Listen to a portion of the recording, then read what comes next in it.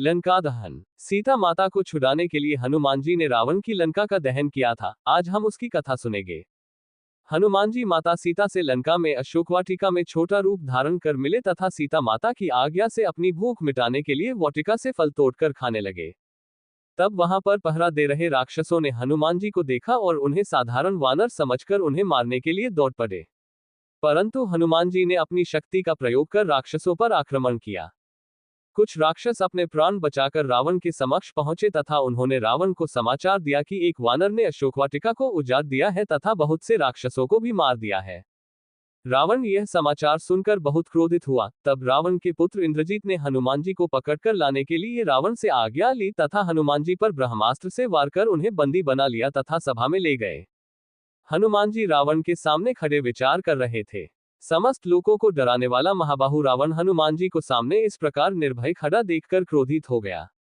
वह अपने महामंत्री से बोला, अमात्य, इससे पूछो कि यह कहां से आया है, इसे किसने भेजा है, सीता से यह क्यों बातें कर रहा था, अशोकवाटिका को इसने क्यों नष्ट किया, इसने किस उद्देश्य से राक्षसों को मारा, मेरी इस लंकापुरी में आने का प्रयोजन क्या है।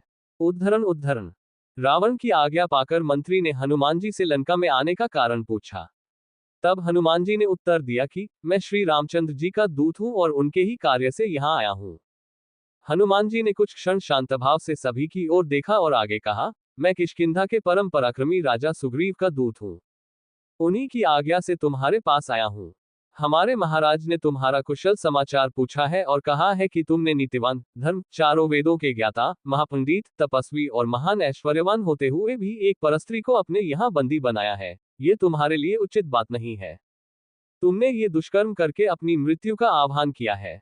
तुम सीता माता को प्रभु श्री रामचंद्र जी को लौटा दो, वे निश्चित ही तुम्हें क्षमा कर देंगे।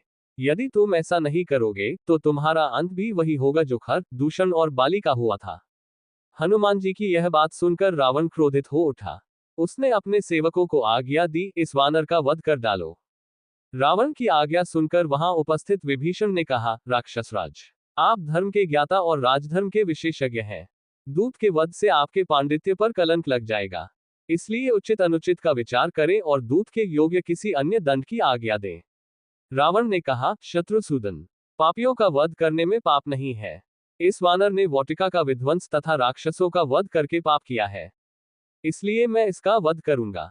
रावण की यह बात सुनकर उसके भाई विभीषण ने नम्रता के स्वर में कहा, हे लंकापति, जब ये वानर स्वयं को दूत बताता है तो नीति तथा धर्म के अनुसार इसका वध करना अनुचित होगा, क्योंकि दूत दूसरों का दिया हुआ संदेश सुनाता है। वह जो कुछ कहता है वह उसकी अपनी बात नहीं होती, इसलिए उसका वध नहीं किया जा सकता।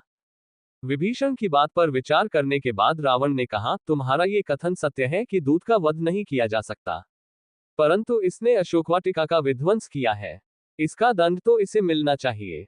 वानरों को अपनी पूंछ प्रिय होती है, इसलिए मैं आज्ञा देता हूं कि इसकी पूंछ रुई और तेल लगाकर जला दी जाए, ताकि इसे बिना पूंछ का देखकर लोग इसकी हंसी उड़ाए और यह जीवन भर अपने कर्मों पर पछताएं।